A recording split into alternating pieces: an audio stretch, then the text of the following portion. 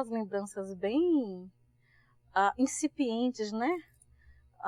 Tem aquele livro de quando você era muito pequeno, que a mãe dá, que o pai dá.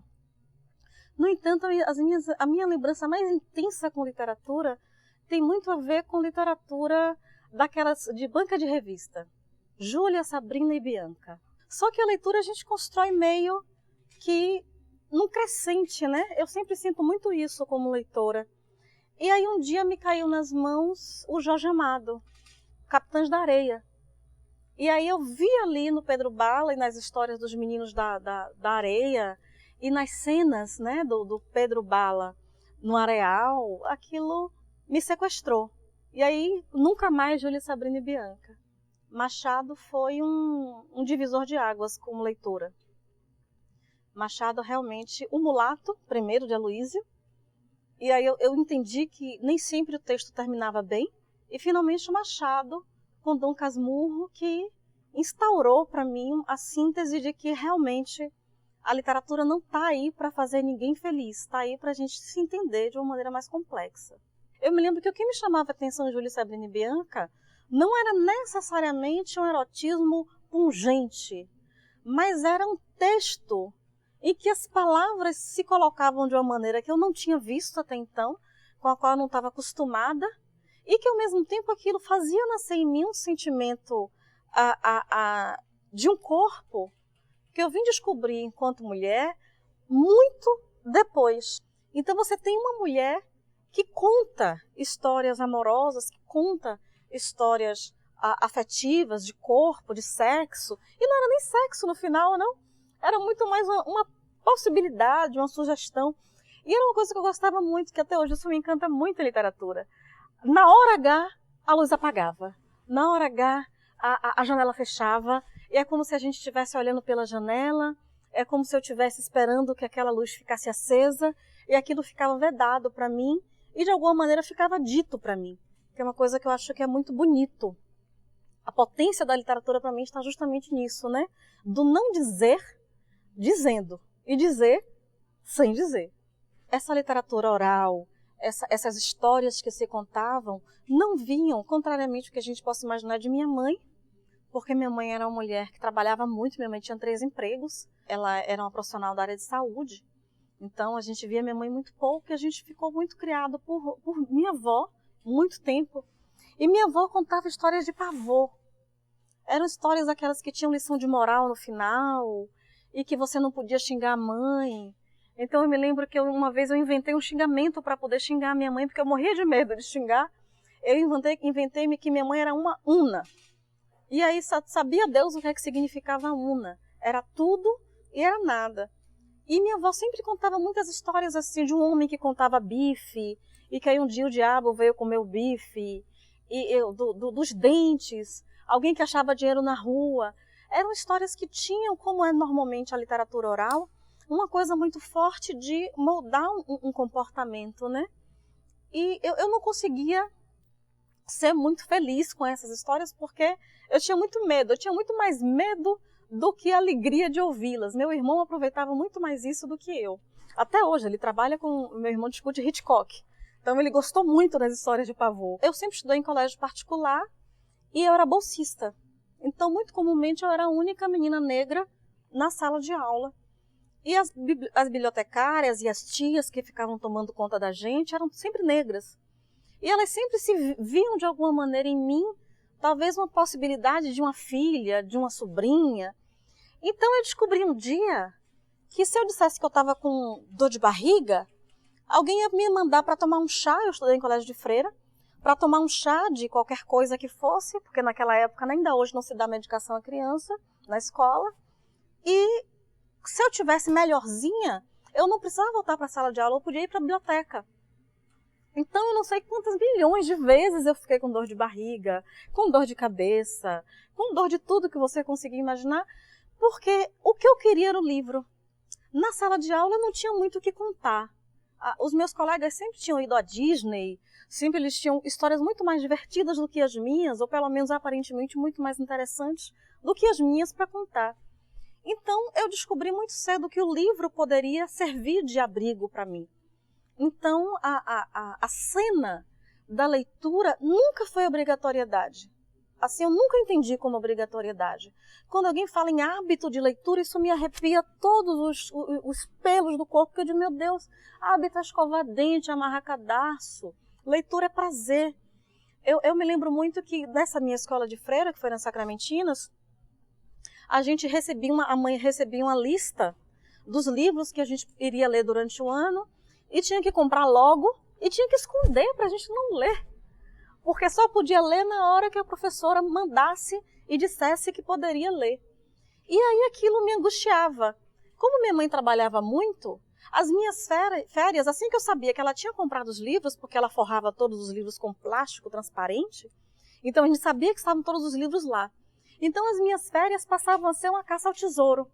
Eu passava as férias inteiras tentando descobrir onde é que minha mãe tinha escondido os benditos dos livros que eu queria ler. Eu descobria o esconderijo, e era rápido isso, e no que eu descobria, eu conseguia botar o livro de volta da mesma maneira que manhã tinha colocado, de maneira que ela não descobrisse. E aí um dia, nessa história de biblioteca, uma bibliotecária me disse assim, eu estava lendo Jorge Amado, e ela me disse assim, você já leu Zélia Gattai? Eu nunca tinha ouvido falar. Ela me disse, eu li esse livro, gostei muito. Anarquistas, graças a Deus. Eu me lembro que eu tinha que dormir. E eu tinha que dormir, porque tinha que ir para a escola, essas coisas todas. E eu não conseguia dormir porque eu não conseguia acabar o livro. E aí eu me lembro que eu acordei várias noites, até acabar esse livro, de madrugada, deixava todo mundo dormir, escondia uma vela, aí acendia a vela e ficava com a vela lendo Anarquistas, graças a Deus, até que o livro acabasse. Acho que foi uma das minhas relações mais intensas com o livro, foi com esse de Zélia Gattai, enquanto ainda, criança, adolescente. Ou eu escrevo um soneto perfeito, ou eu escrevo o poema que eu preciso.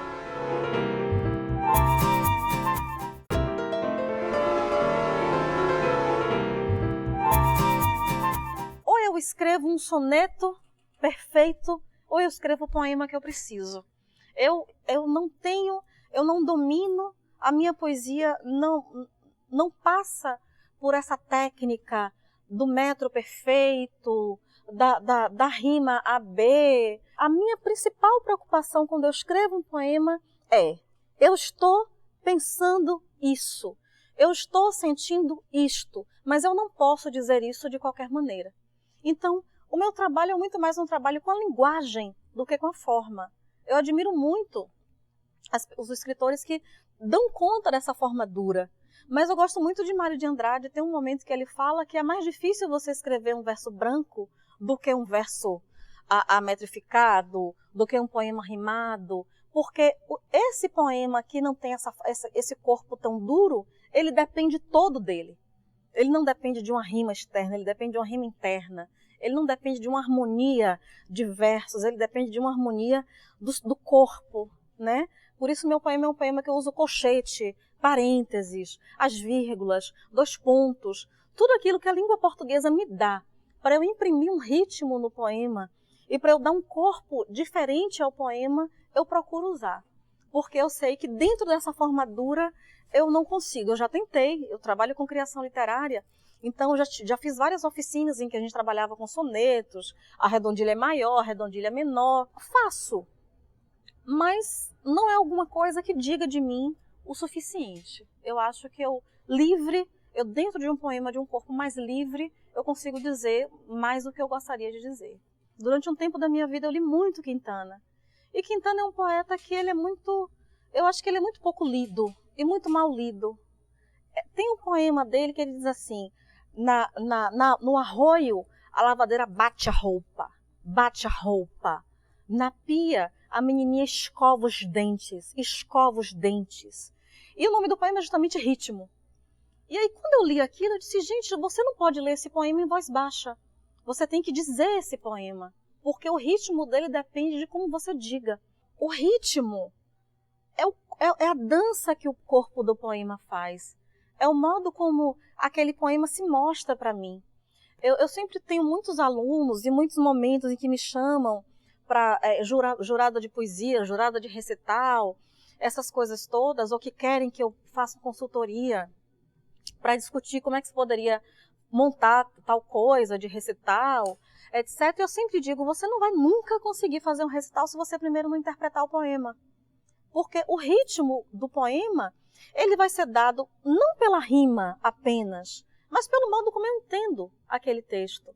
Então, quando eu digo que eu uso parênteses, os dois pontos, o travessão, os colchetes, eu uso muito no sentido de assim, se eu for ler, eu penso, Lívia Natália lendo, como é que seria isso? E eu escrevo para que eu leia e para que no momento que eu vá lendo, aqueles colchetes eles sirvam de um adendo àquilo que eu estou dizendo. Aquela vírgula, ela deu uma espacialidade, uma temporalidade diferente. Isso vem muito também de Gilberto Gil, isso vem muito de Chico Buarque, porque meu pai é uma pessoa, ele tem a 4ª série primária. Meu pai sabe escrever o nome dele, é um nome muito simples, um nome de 3 palavras. No entanto, eu desde muito pequena ouvi muita música com meu pai. Então, as letras que eu ouvia com ele, que ia de Lindomar Castilho, Altemar Dutra, Chico Buarque, era uma mistureba belíssima. E tudo para mim tinha um ritmo, tudo para mim tinha um som. E meu pai sempre dizia uma coisa que eu acho muito bonita, que ele dizia assim, minha filha, ouça música. Ouvindo música você vai conseguir fazer qualquer coisa. E realmente é. A música, ela dá um ritmo à vida, né?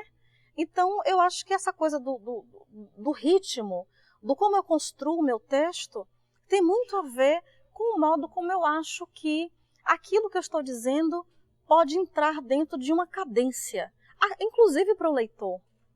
Eu pontuo da maneira que eu leria, mas o meu leitor está livre para dentro daquele universo, ele caminhar do jeito que ele conseguir, que ele quiser, com os colchetes, com os parênteses. Eu construo o meu ritmo assim. É muito raro, eu estranho muito quando eu faço alguma coisa que rima. Na verdade, quase que me incomoda. Como toda boa adolescente, eu escrevia muitos diários. E aí a gente sempre tem alguma cena de invasão desses diários, né?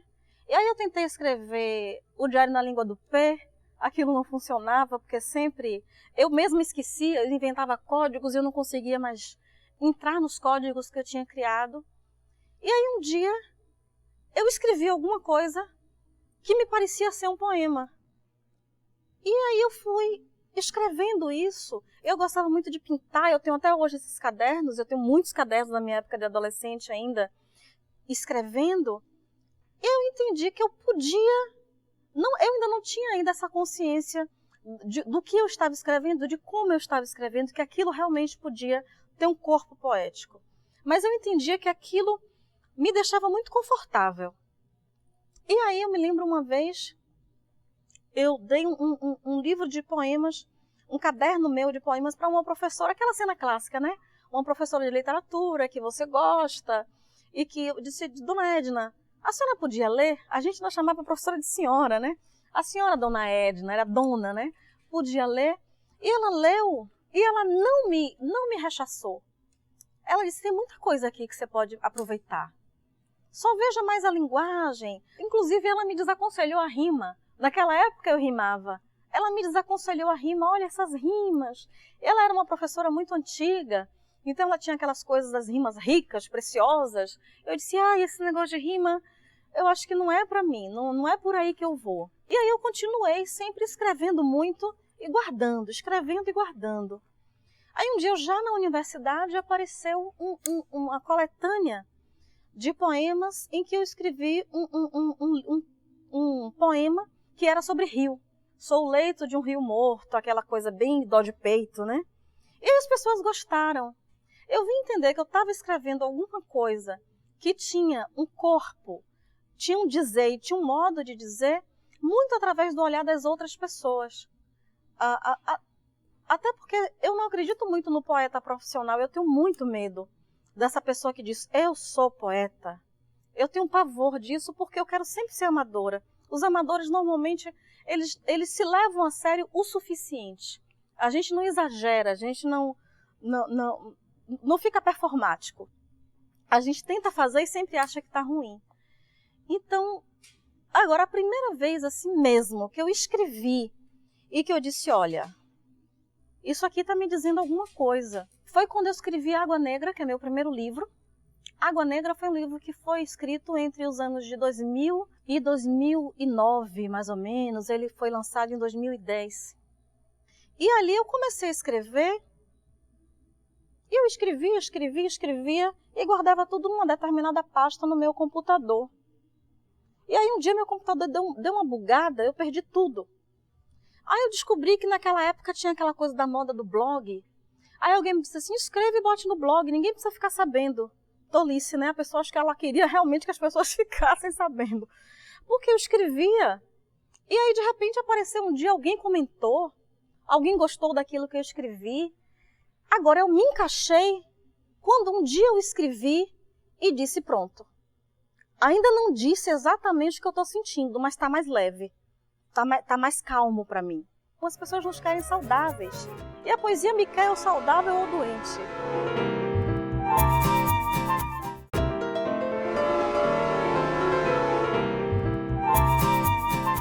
A escrita, ela é a minha forma de acessar o mundo e de permitir que o mundo me acesse de alguma maneira. Água, por exemplo, que foi esse livro que demorou quase 10 anos para ser fechado, foi um livro que eu escrevi em uma situação de vulnerabilidade subjetiva muito grande, porque eu estava atravessando, como vários escritores e várias pessoas que não são escritoras atravessam, eu atravessava uma vivência de uma depressão muito forte e experimentava uma coisa que eu nunca tinha experimentado, que era a síndrome de pânico. Então era um nível de vulnerabilidade constante, era um desabrigo 24 horas por dia. E aí tem um poema de Adélia que ela fala justamente isso, eu gosto muito de Adélia Prado. Tem um poema que ela diz assim, o homem que me acompanha não me compreende. Ele acha que eu sou sensível, então ele me diz, você é muito sensível, tome uma água, é psicológico. Então as pessoas têm muito essa imagem de que essa dor que você está sentindo, esse sentimento que está te pegando, vai passar. As pessoas do senso comum, as pessoas nos querem saudáveis. E a poesia me quer ou saudável ou doente. Ela me prefere, inclusive, doente. Porque eu acho que eu consigo dizer mais se eu tiver sentido de uma maneira mais aguda. Borges que diz em um determinado momento, que ele diz assim, alegria não dá essa poesia toda. Esse sentimento rotundo que é a tristeza, dá poemas muito mais potentes, né? Então a poesia me serve muito para isso. Correntezas, que é o livro novo, que foi escrito nos últimos 5 anos, mais ou menos, ele é um livro que acompanha um outro momento da minha vida que está exigindo de mim um nível de compreensão muito grande, que é o processo de adoecimento de minha mãe. Minha mãe está com mal de Alzheimer. E aí as pessoas outras elas vão fazer análise, elas vão conversar com os colegas. A minha tentativa de compreensão é pela poesia. Clarice tem uma frase muito bonita que ela diz assim, por que você escreve? Alguém pergunta. Ela diz, eu escrevo porque o mundo é grande demais. Eu preciso pegar o mundo, cortar e colocar em pedaços que caibam na minha boca. Essa é a minha sensação quando eu escrevo. É uma tentativa de fazer com que o mundo seja palatável, seja deglutível para mim. Para eu te dizer de onde é que eu venho, que mulher eu sou, eu vou te contar a história da minha avó Bevenuta. A minha avó Bevenuta era uma lavadeira de roupa, a marisqueira da ilha, e ela um dia chega o marido em casa, não se sabe até hoje o que esse pobre desse homem fez. A gente diz pobre do homem porque virou quase uma piada familiar. Ele chega e diz assim, Bebê, eu vou ali, porque eu vou... Ele chega da pescaria, ele era pescador. Eu vou ali porque eu vou tomar um banho no rio, eu vou tomar uma cachaça, pegue esse peixe e faça uma moqueca que quando eu voltar eu vou comer. Ela olha para a cara dele e diz assim, fulano, o nome dele se perde, o nome dele é completamente desimportante. Você pega seu peixe, ela devolve o peixe a ele. Você não vai tomar cachaça nenhuma, sua garrafa de cachaça já está ali. Quando ela aponta, ela está apontando para uma carroça que tem na frente um burro. E em cima da carroça estavam todas as coisas que o fulano tinha, inclusive a garrafa de cachaça. Ela diz, você vai embora. E ele diz, mas por que eu tenho que ir embora? Não importa, vai embora. Aí ele atoleimado, sem saber o que fazer, ela vai levando ele até a carroça. Sente aí, menino. E ela não briga, ela não discute. Sente aí, que bobagem, você quer brigar? Vamos. Aí quando ele senta, ela bate no burro e o burro vai embora. Ele sai tão atordoado que ele nunca mais volta. porque ele não sabe por que estava indo embora. Ele fica envergonhado de tentar retornar. Então, é dessas mulheres que eu venho. Mulheres que são muito fortes, mas ao mesmo tempo mulheres que tiveram muita dificuldade de se encaixar no mundo. Seja no mundo afetivo, seja no mundo profissional, na maternidade. Metade das mulheres da minha família nunca quiseram parir. Pariram porque não tinham outra forma de fazer. Eu me sinto muito privilegiada por poder ter todas essas opções e ainda poder escrever sobre isso. Então a minha escrita, ela vem muito de um lugar de mulheres negras como essas, a minha avó, a minha bisavó, a minha mãe, que são todas mulheres muito fortes, as minhas tias. E eu sempre tive muito esse exemplo dessas mulheres, né? Mulheres que sempre trabalharam muito, mas mulheres que sempre tiveram, ao mesmo tempo, a dimensão afetiva muito dilacerada, muito atropelada pela necessidade de criar os filhos ou por um necessário embrutecimento para poder continuar vivas. Então, quando eu escrevo com a minha bisavó, eu escrevo com a minha avó, eu escrevo com a minha mãe, eu escrevo com todas essas mulheres, as que eu não conheço, as que eu conheço, as meninas mais jovens do que eu. Quando elas me ouvem, eu acho isso muito bonito, que eu falo sobre como a gente precisa se adonar. Não é que eu seja dona de mim, não sou. Ainda bem, porque eu acho que no dia que isso se resolver também, metade da minha poesia escapa a mim. Mas eu acho que a gente precisa saber que em algum momento a gente precisa se adonar. E essas meninas mais jovens também, elas estão um gesto muito bonito de dizer, olha, eu sou mulher, eu sou jovem, eu sou negra, eu tenho um cabelo crespo, essa é a minha beleza, esse é o modo como eu me penso. Eu acho que é muito bom eu poder escrever um texto em que eu possa, de alguma maneira, me irmanar com elas. Eu sempre me refiro a essas mulheres não de uma maneira piegas, mas de uma maneira muito intensa, muito verdadeira, como minhas irmãs. Eu me sinto muito irmanada à minha mãe. Eu me sinto muito irmã de minha mãe. Quando eu penso nas questões de afetividade, por exemplo, né? Como é que nós, mulheres negras, vivemos as nossas relações afetivas? O que é que se espera de nós nessas relações?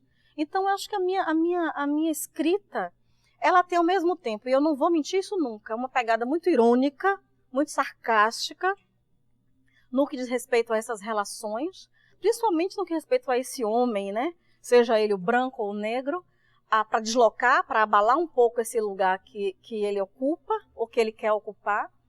Mas, ao mesmo tempo, é uma poesia que busca ser muito delicada, para dizer assim, olha, tem um poema que eu digo assim, todo mês eu sangro, todo mês eu singro este mar em que me banho. Então eu acho que é muito esse gesto, a repetição é muito feminina, o círculo é muito feminino. Então a gente sabe passar pela repetição. Os homens foram criados para andar em linha reta. A gente foi criada para entender que o tempo das coisas é esse aqui. E saber que em cada dobra do círculo, a gente está em outro lugar completamente diferente do que da dobra anterior. O que eu fico pensando entenda a palavra como um abrigo e uma ameaça. Não confie na palavra, mas também não seja incapaz de se entregar a ela. Eu vivo muito bem abrigada e desabrigada, se eu posso jogar, pela palavra. Então, eu acho que leia muito, leia de uma maneira voraz, de uma maneira feroz. Não queira escrever rápido, não queira escrever logo. Faz 3 meses que eu não escrevo um poema e estou viva. Não tenha pressa, não apresse o poema, ele vai chegar. E se você é uma mulher, seja você branca, ou uma mulher negra, uma jovem mulher branca, uma jovem mulher negra, uma jovem escritora, eu acho que esteja atenta à potência que a sua palavra tem. Esteja atenta à força que o útero que você carrega tem, que o seu feminino tem. Ser mulher, eu acho que é um dos rituais mais potentes que a natureza tem.